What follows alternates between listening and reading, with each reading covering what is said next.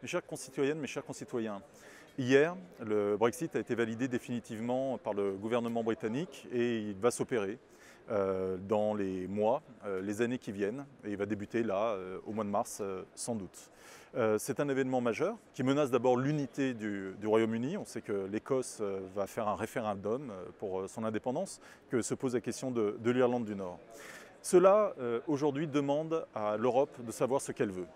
Est-ce que nous allons rester stupéfaits simplement par le délitement de l'Europe progressive que nous voyons devant nous, ou est-ce que nous prenons des initiatives et des initiatives fortes ?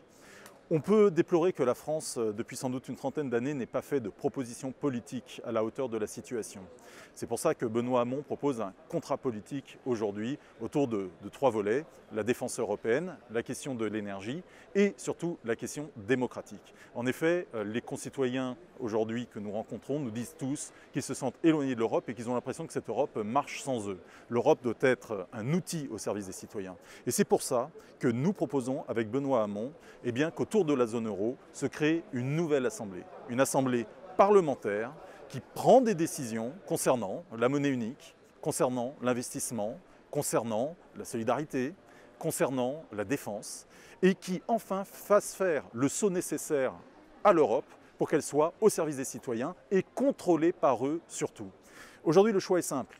Soit on laisse faire, l'Europe explosera, se délitera, soit nous pensons qu'elle est utile pour les Français, qu'elle est utile pour le continent, et alors nous la construisons. Et pour la construire, nous faisons une proposition. Proposition à négocier avec les autres pays, évidemment, avec les forces politiques, avec les différentes institutions, mais il faut prendre le risque du débat. Benoît Hamon, aujourd'hui, le fait.